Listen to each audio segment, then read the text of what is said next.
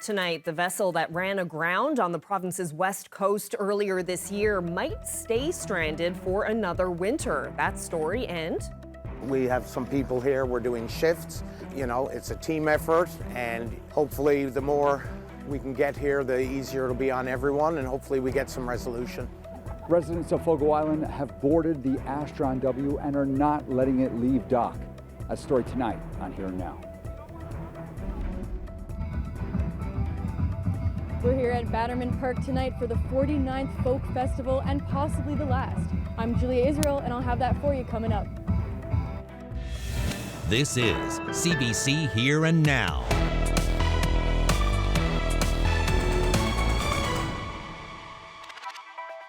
Good evening and welcome to Here and Now. We begin in Fogo, where residents decided to take matters into their own hands and block one of the ferries from leaving the island. A protest aboard the Astron W began last night when people from the community boarded the vessel and refused to leave.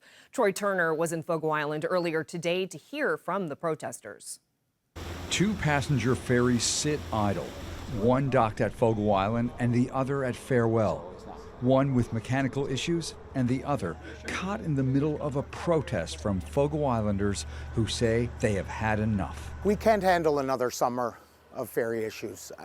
You know, as of right now, up till this point, the ferry situation has been non-existent. This year, I will say. Last year was a different story. But, you know, now with this announcement at 4:57 yesterday afternoon, it's devastating. That afternoon announcement on Thursday was word from the province that the Astron W would sail to Bell Island to help with ferry issues on that run. We can't sustain this up and down. We need a consistent service and something that's going to happen every season. We're done being pawns in whatever little political game that they're playing right now. This is our lives and our livelihood, and if we had just some kind of heads up information being told to us, this would not be an issue. Up to now, the Fogo Island Change Islands run has been operating with two vessels this summer. People say it's been working relatively well, but the lack of communication has been frustrating. Nobody wants to be here blocking the boat. You know, we've got people that, you know, have jobs, have families and everything like that, and they're working in shifts to be here to keep the boat here, where they could be off doing so many other things on a beautiful sunny day like this, as opposed to having to deal with this. If I were Minister of Transportation right now, I'd reach out and buy or lease a couple of boats and get them in here as quickly as possible. The MHA says demand is there for two ferries. We can't be left down here with one boat, you know, at that risk. I mean, we got a high volume of traffic here. We're in the height of our fish, we're in the height of our tourism season. And those two boats can't even keep up with the traffic flow as it stands, when both boats are operational. Just how long will this protest continue? As long as it takes, say the protesters, and they have no plans on leaving until they're satisfied with the answers government provides.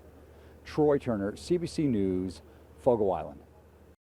Well, the protesters now have an answer from government. An update came a short time ago. Government now says the Astron will stay on the Fogo route while technicians work to address the veteran. As for Bell Island, the MV Flanders continues to operate on a load and go basis until the MV Beaumont Hamel returns to service. Fogo Mayor Andrew Shea says this is good news, but he's still not happy with the lack of communication from government. Would have been nice if we talked to someone in government who told us that, but we had to hear it over the radio.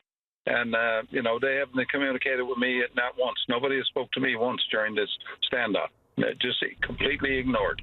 And that's a proper way to be. That's not a good way to be negotiating.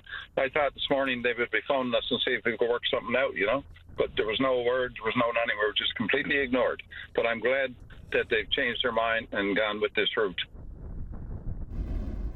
I'm Adam Walsh next to the Bell Island Ferry Terminal, where the Fogo ferry situation is having ripple effects, and people have some ferry service thoughts. Government needs to step in here. Government needs to take accountability for what's going on here. I mean, we can't have Bell Island and Fogo and all these small islands fighting and arguing with one another. We need government to step in and make a better plan. And I think right now they need to invest in some newer vessels to help place around smaller communities in the province. Well, it's very troubling and very concerning because we're going into day 5 now, and day 5 with the Beaumont Hamel has been out of service. It took almost 4 days to get divers into the water. We still have no timeline, no guarantee on when the Beaumont will return, and we're down to one vessel, which was the MV Flanders. The MV Flanders is only taking half the capacity, 120 passengers, because it has inspections and lifeboat concerns that need to be met. And unfortunately, they can't carry the full capacity of 250 passengers right now. But with that is aging vessels concerns, which, you know, the Beaumont Ham was 45 years old. The MV Flanders is 35 years old.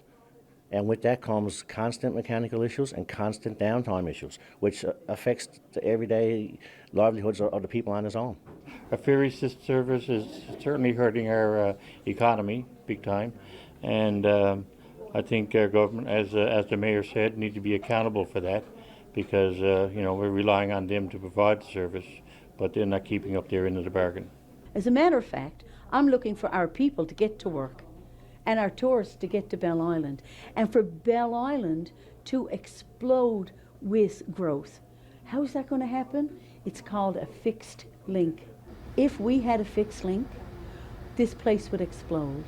And you might say, why would government do that? Government doesn't have to do that.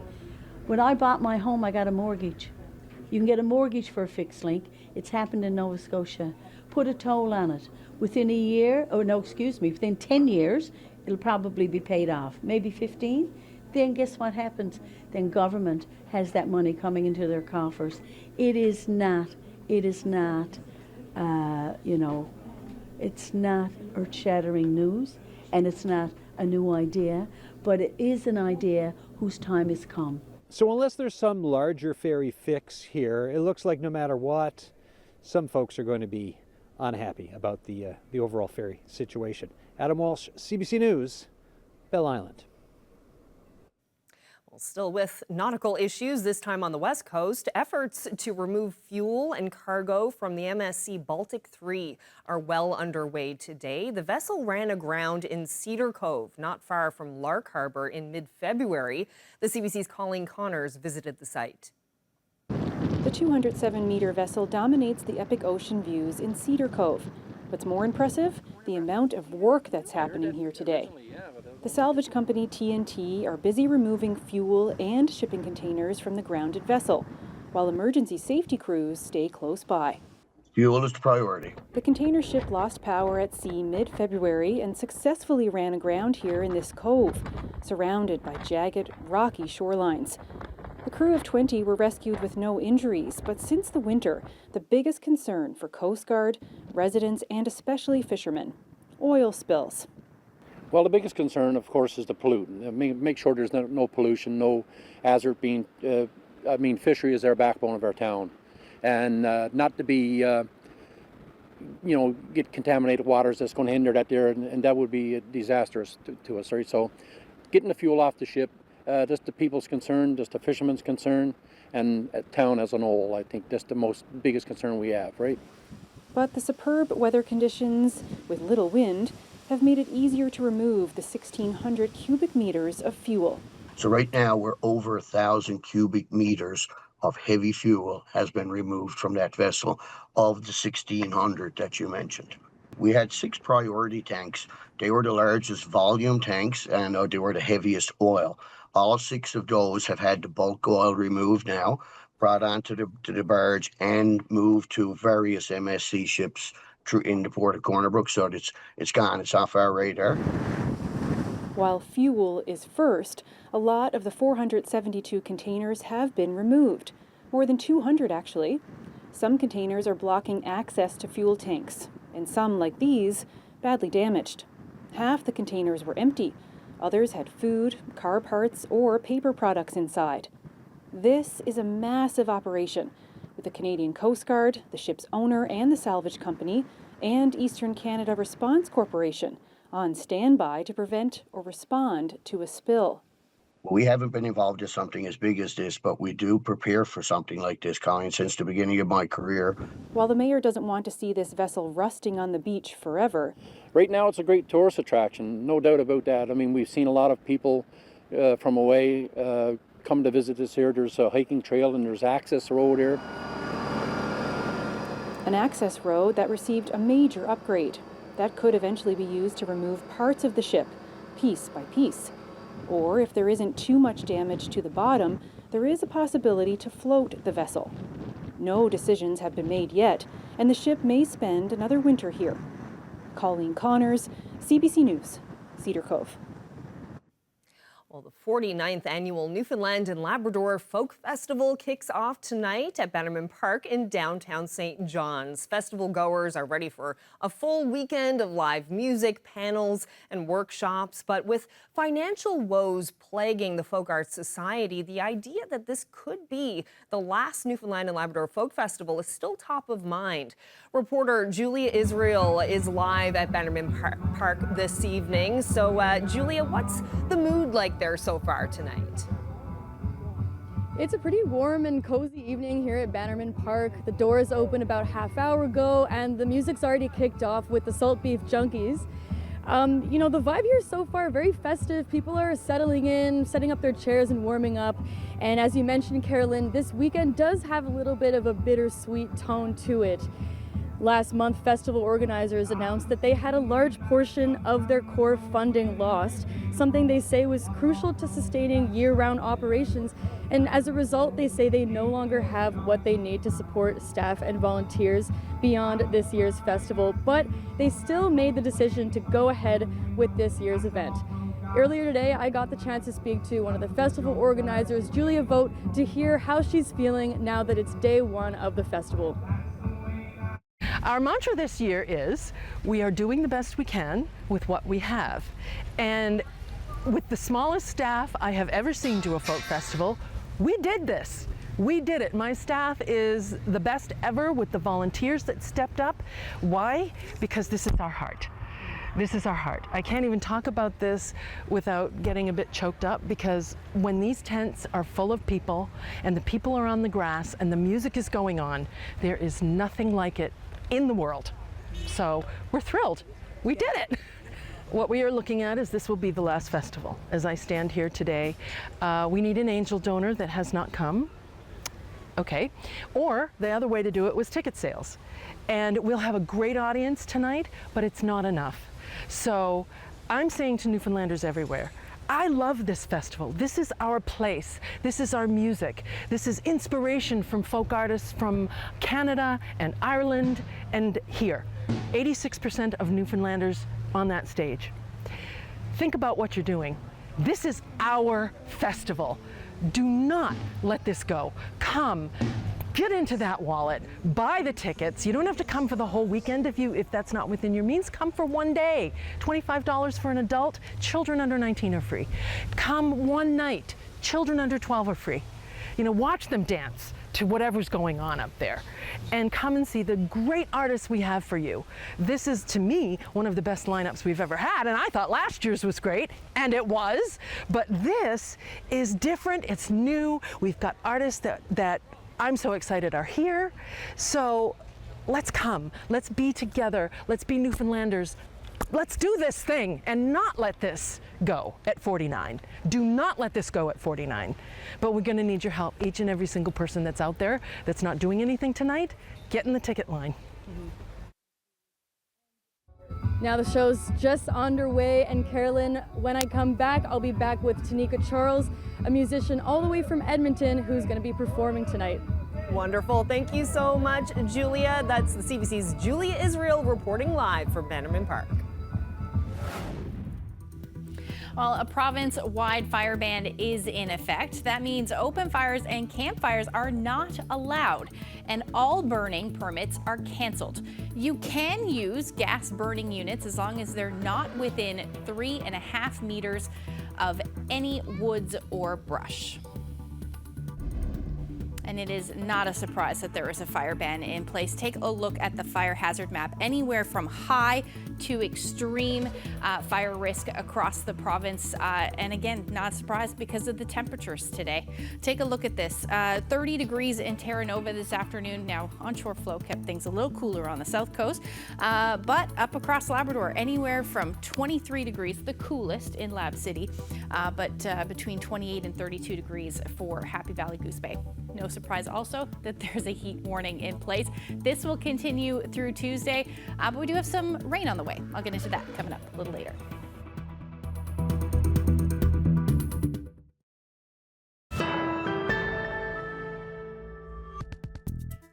Well, as we've heard, the Newfoundland and Labrador Folk Festival is kicking off tonight in Bannerman Park. It's the 49th anniversary of the event, but there's a dark cloud overhead. Festival organizers have been struggling for years to keep the event afloat, and this year, they say, could be the last. The board says a lack of funding and poor ticket sales last year have made the festival unsustainable. The provincial government has stepped in with some funding for this year, but there are still questions about the future. Joining me now from just north of Toronto is someone who knows about the challenges of turning around a struggling music festival. Liz Scott is the former artistic director of Mariposa Folk Festival, which has been happening in Ontario since 1961. Thank you so much for being here. Happy to be here, Carolyn. Thank you. So, Liz, you really made a name for yourself for the work you did turning around the Mariposa Festival. Can you start by telling us about that event and what happened and your experience? I came into Mariposa in 2017, and it was just a time for them. They were doing okay, actually, but I think they were sort of at a point where they were a little bit stuck, maybe, but still people were coming to it, and that was nice. And but at that time, I think they wanted to change a few things, and they actually got some grant money, use that towards wanted to have bigger headliners, and brought that in those 2017, 2018, and I think it kind of kick-started a little bit of the change and brought some of the sparkle back because people just started wanting to come to it. And then it became, with a balance of building a festival, the artistic part of it, the programming part that I did, it's a lot of balance is the right word, because you have to get all the artistic components that you can in and bring in lots and lots of variety, and then you want to bring in lots of younger people and families because they're your future ticket holders, but you also want to not alienate the solid supporters who've been with you for a long time. So it's always a balance. What do you think are the ingredients necessary to keep a folk festival, a music festival alive, to make sure that it's financially sustainable and to keep the public interested and coming back? Try not to spend too much money, of course, when you're talking logistics and everything you have to do to run the actual festival, the staging and the production and the fencing and all of that. But the music has to be something that everybody enjoys, that they look forward to. It's got to be exciting. You have to push boundaries a little bit without turning people off too much, but it's okay to push boundaries too. So I think you can kind of infiltrate some of your maybe traditional folk with, jazz or reggae or a Portuguese band or more indie. So that infiltrating, I find, is a nice way to keep things exciting. It's kind of a matter of finding that the logistics, the cost, the right outdoor space, making sure all ages can come to it and feel welcome, and that the music is there for everybody. So it's just, again, I guess I'll come back to that balance of everything. If you're motivated to keep it going and can find extra sponsors or maybe extra grants, if there's anything else out there that hasn't been tapped into it, that's a tricky one too. And then and promote it as a place that welcomes people and that everybody wants to be at it. They don't want to miss out on it. So yeah, and the board's always great, and all the people who are part of Mariposa, they all help make it happen because they want that festival to be sustainable and to keep it going so that people have a nice place to go every summer and keep Aurelia on the map, I guess, and keep Mariposa in everyone's thoughts because it's so legendary. Well, Liz Scott, I really appreciate your time and your insights on this. Thank you so much for sharing your thoughts. Really appreciate it. Thank you, Carolyn. Really nice to talk to you.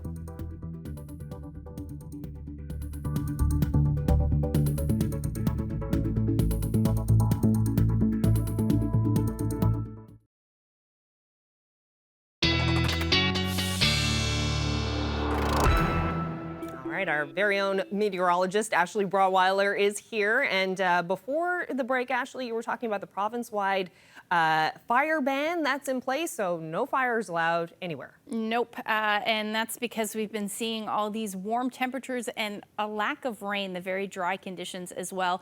Now, up across Labrador, where things are very high to extreme, there is a heat warning in place, and again, that's not surprising because of the temperatures. Now, your daytime highs will be somewhere between 29 to 33 degrees, and you're not really getting a whole lot of relief through the overnight period either. Your minimum temperatures will only be between 16 to 20 degrees. So this will continue, at least this heat will continue by the time pretty much until we get to Tuesday. Then things will start to get a little bit more seasonable. In fact, even a little bit on the cool side as well. Just a few tips for the hot weather.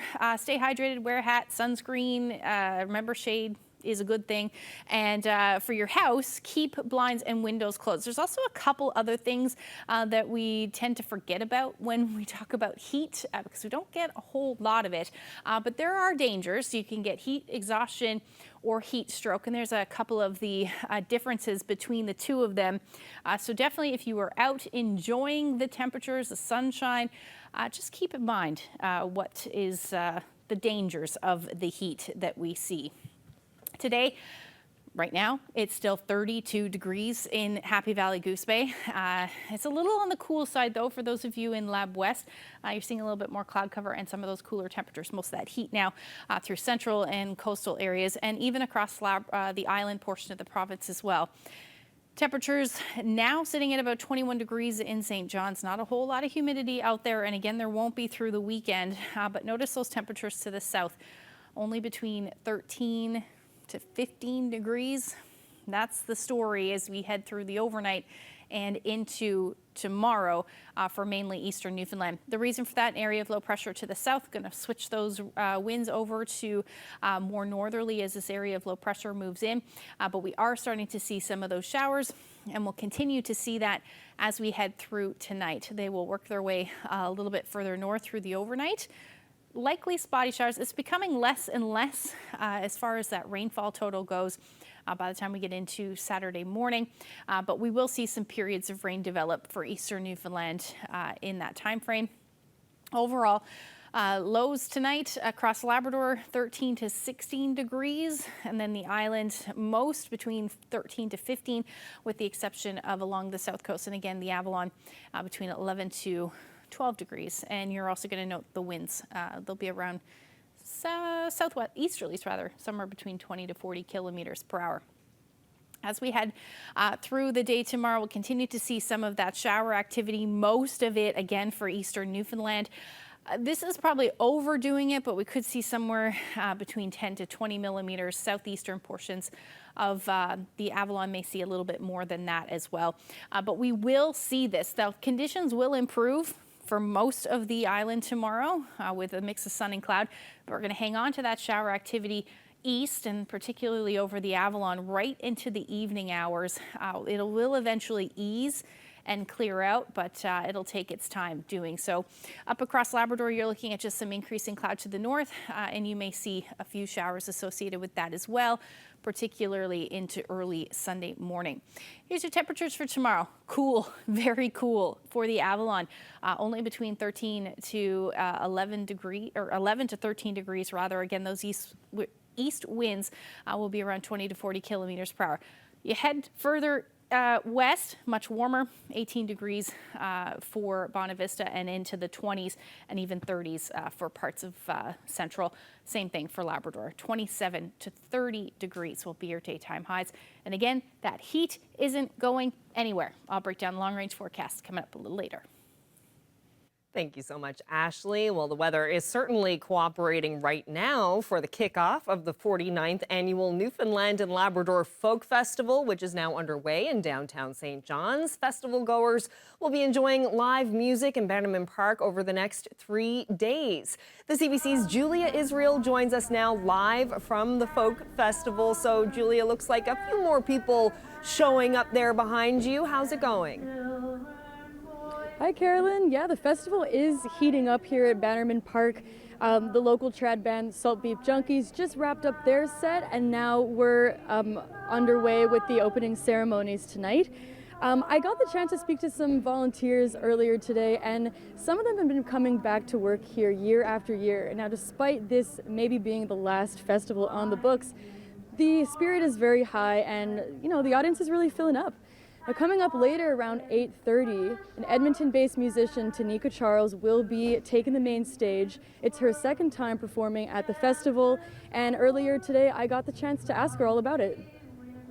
Oh my gosh, my name is Tanika Charles, and I am performing tonight with my band for the first time at the Folk Festival. How are you feeling about it? What's their mood? I'm pretty jazzed about the whole thing. It is my second time here. The first time I was here singing backup, and so it's really an honor to be here with my boys. If the crowd is anything like the people that I have met since I've been here, I cannot wait to play tonight for the people.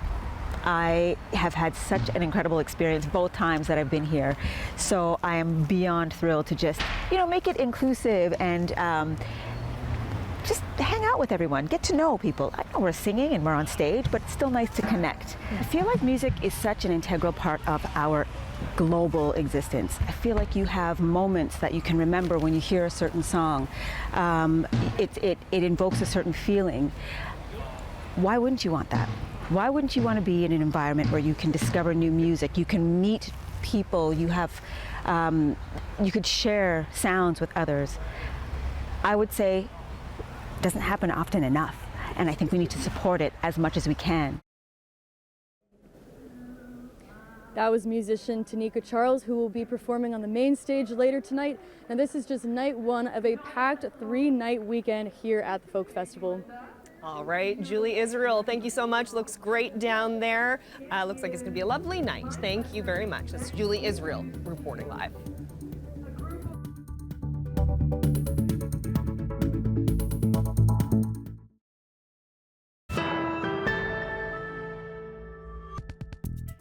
The province announced today that it will be creating more than 600 new childcare spaces on the Avalon Peninsula. Education Minister Bernard Davis says more spots for other parts of the province will be announced in the future. Early childhood educators applaud the move, but are questioning why government is moving away from creating non-profit centres.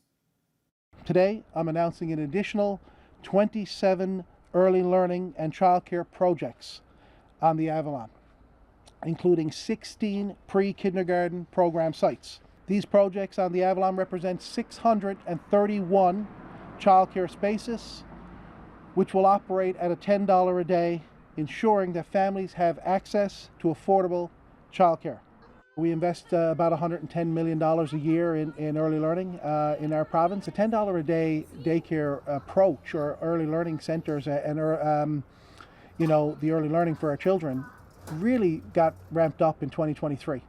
So we're about 2.5 years in. We've had significant successes. Obviously, we're growing pains that are coming. We want to make sure we have the best trained educators working with us. So we've created some programs for that. We've got organizations that are working very closely with those individuals. We're very happy with what we've accomplished so far. Investment in childcare and early learning is an investment in our economy, period.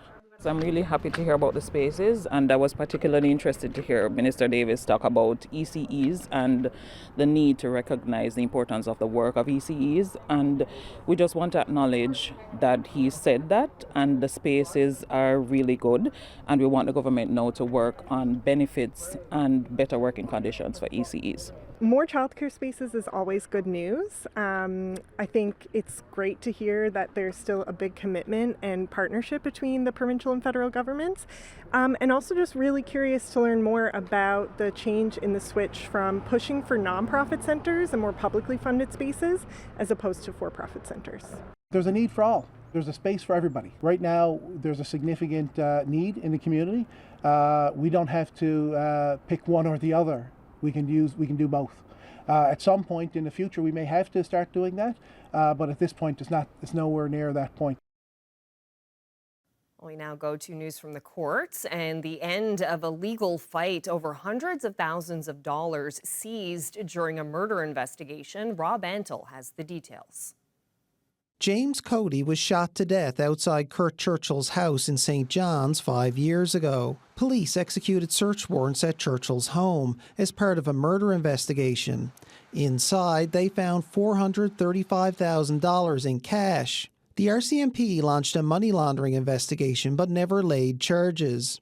Churchill was charged with murder, but a judge halted proceedings last year because of unfair trial delays. The Crown and Churchill have since been at odds over what happens to all of that money, whether it should be forfeited or returned to him. On Wednesday, a resolution. Prosecutors acknowledged they couldn't meet the legal test to prove beyond a reasonable doubt that the cash was tainted by criminality, noting that he was never charged with drug trafficking or any offense in relation to that particular money. They consented to having the cash returned to Churchill, and a judge granted the order. Rob Antle, CBC News, St. John's.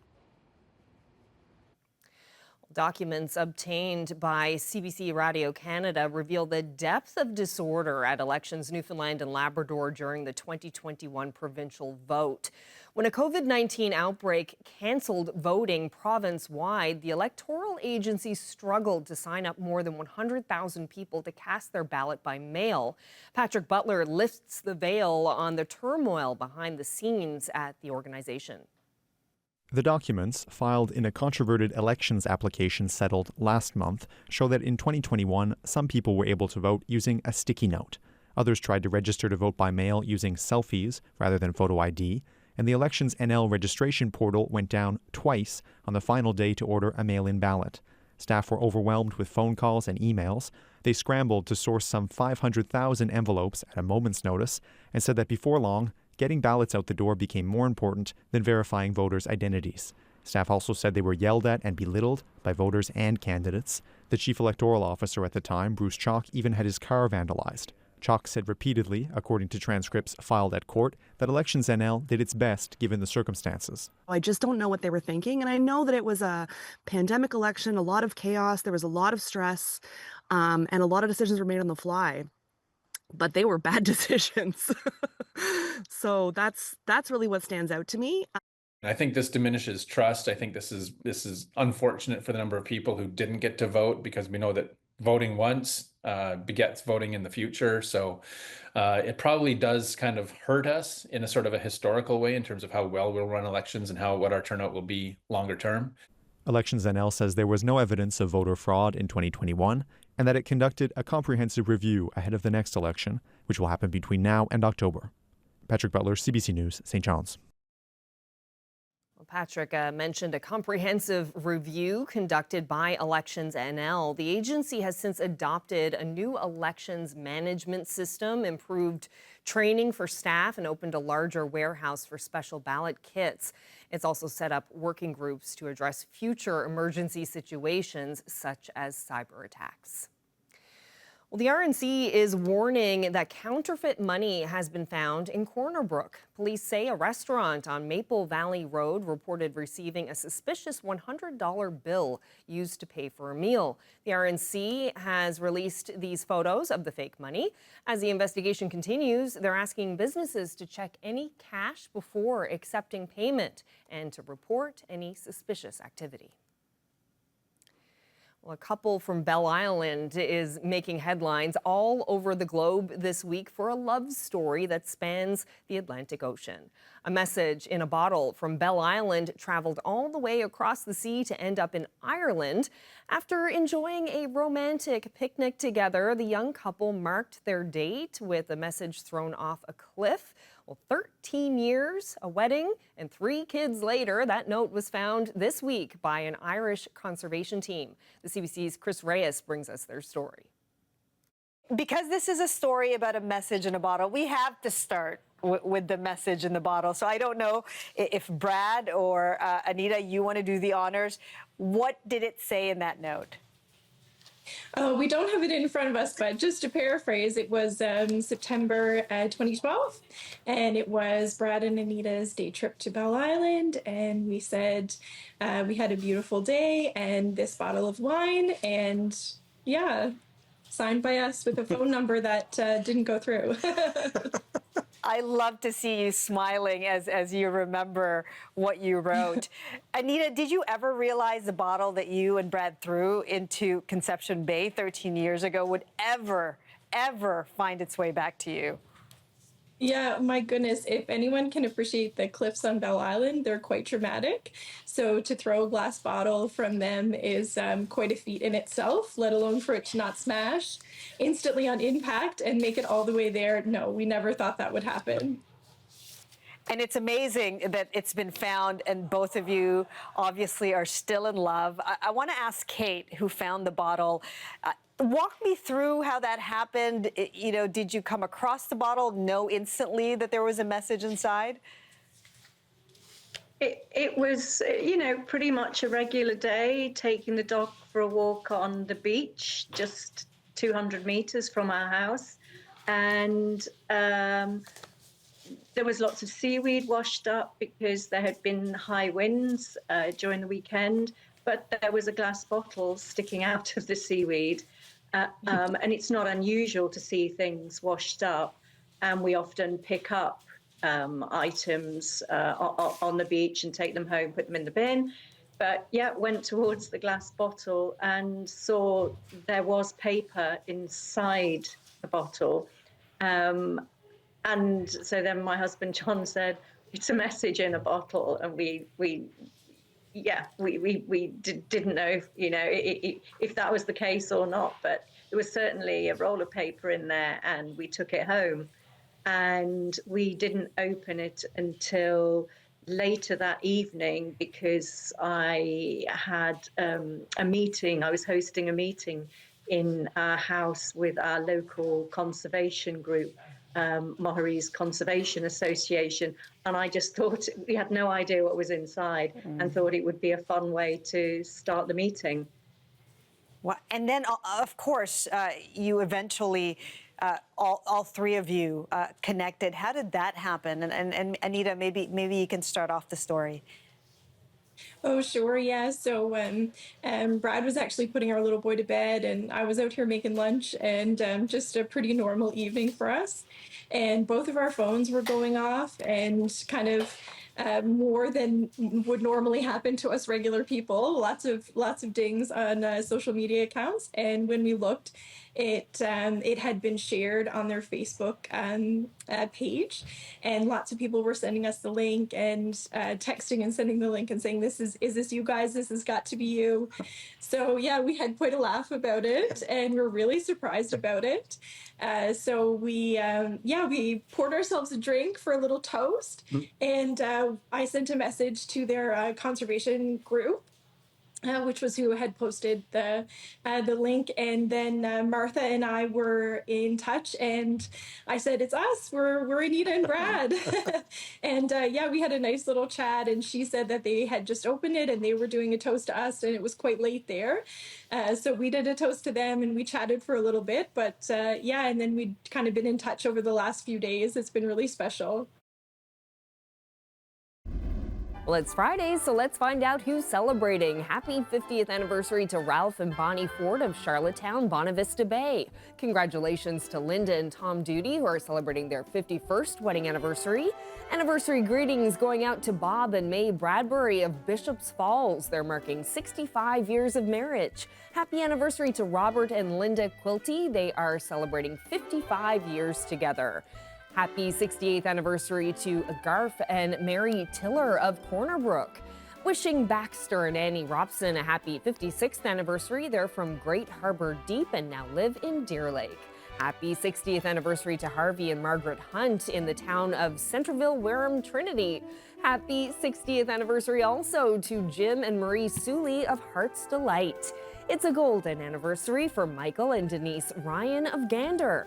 Happy 55th anniversary to Wayne and Elsie Smith from Massey Drive. Happy 66th anniversary today to Ed and Martha Lehman of St. John's. Wishing Mabel and William Crocker a happy 59th anniversary. They're in Ajax, Ontario, but are from Creston South. Best wishes to Gary and Mary Lou Grant in Bay Roberts, who have been married 50 years today.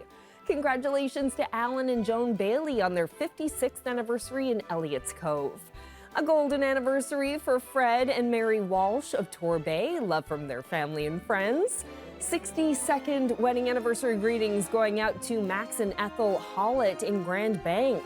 Happy 54th anniversary to Gerald and Jean Parsons of Heart's Content. Doris and Hector Keane are marking their 59th anniversary on Tuesday. Congratulations. Happy 56th anniversary to George and Doris of Franceway. Greetings from family and friends. Happy 56th anniversary also to Linda and Roland Williams of St. George's. 60th anniversary greetings going out to Foster and Marguerite Thornhill, who celebrated yesterday. Happy 56th anniversary to Jim and Bernice Hayes from Georgetown, Conception Bay. Greetings from family and friends. Now to some birthdays. Happy 97th birthday to Father Bill Brown in St. John's. 90th birthday greetings going out to Jack Wicks of Wareham. Minnie Warren is celebrating her 90th birthday tomorrow. Happy birthday to Nathaniel Smith, who's turning 97. Wishing Margaret House of Grand Falls, Windsor a happy 91st birthday on Tuesday. Happy birthday to Frederick Bartlett. He turns 90 on Monday. Austin Patey of River of Ponds turns 93 tomorrow. Happy birthday. Birthday greetings today going out to Marie Daw of Gander. She's turning 95. Happy 90th birthday to David Thomas in St. John's. Joseph Duke Noftel turned 92 yesterday. He's from Corner Brook, lives in Dartmouth, but is probably at the cabin in Boom Siding right now. Happy birthday.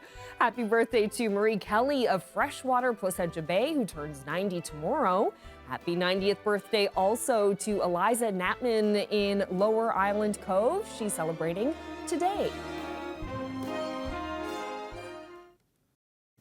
Another fine crowd. Congratulations once again to everyone who's celebrating. Yep. Celebrating the weekend is here. It's going to be a hot one for folks in Labrador for sure. Yep. Provincial government sent out a news release earlier warning about that and for people to take precautions. Mm-hmm. Yeah, lots you can do to keep cool. Yes. While the hot weather is on. Yeah, good idea. I mean, if you can be in the water, be in the water. Yeah. That's good news too, or good idea as well. We're going to rebound a little bit when it comes to Sunday temperatures in the east. Take a look at what's going to happen because it is going to be a cool Saturday. So don't be surprised by that tomorrow. But as we head into the afternoon on Sunday, things will clear out. We'll rebound nicely, but we will see some shower activity up across Labrador. This may bring the temperatures down a little bit for parts of the coast, a little bit below the heat warning criteria, but it's still going to be hot. As we head into the evening hours, we'll see some cloud cover move in and maybe even some showers late day through the overnight really for Lab City. There's your temperatures. 14 degrees for the north coast. Otherwise, your temperatures are going to be into the 20s and 30s, except along the strait, a little cooler because of onshore flow. And then across the island, 20 degrees in St. John's, so temperatures will rebound, but into the 30s through parts of central and coastal areas as well, into the mid to upper 20s. That will be the daytime highs for you on Sunday. As we head into Monday, we'll start to see an area of low pressure move through and a front associated with that. This, I think, is going to spark some thunderstorms up across Labrador. So keep that in mind if you do have any outdoor plans. Some of these could be fairly heavy. Again, keep that in mind. Across the island, most of us just looking at some cloudy periods through the day. And overall, temperatures are going to be hot again. We're looking at those daytime highs in the upper 20s, low 30s, again through parts of central. Labrador between 20 and 24 degrees for the north and west, otherwise around 28 degrees. That will be the story for Happy Valley Goose Bay and towards the coast and again along the strait temperatures will only be sitting somewhere around 17 degrees. Now, the long-range forecast, we will see temperatures stay in the 20s for St. John's and eastern Newfoundland, although Tuesday and Wednesday look a bit more unsettled, so we'll see the chances of some showers. And then that will happen a little earlier for central and western Newfoundland. Again, going to keep an eye on that shower potential. Overall, your daytime highs by the time we get into the middle of the week will cool a little bit, around 20 to 23 degrees, but it will feel a bit more humid, that's for sure. And then for Labrador, you're going to hang on to those warm temperatures. By Wednesday, though, we'll see a little bit of relief and a little earlier for western Labrador. Our weather photo of the day taken in Topsail. Another beautiful evening to enjoy the sunset. Nice. Isn't that gorgeous? Thank you, Gary, for that. Do you have any weather photos? Send them to nlphotos@cbc.ca. Love that shot, Gary. Thank you so much for sending that in. And I guess people heading to the Folk Festival tomorrow might want to bring umbrella. Hoping it isn't going to last right through to the evening. Hopefully it's just a few showers. I think most of the rain will be earlier in the day. But yeah, bring a rain jacket. Yeah. Layers. We're used to it. It'll be fine. Fest, yeah. All right, well, that's it for us. Thank you so much for spending part of your evening with us. Good night.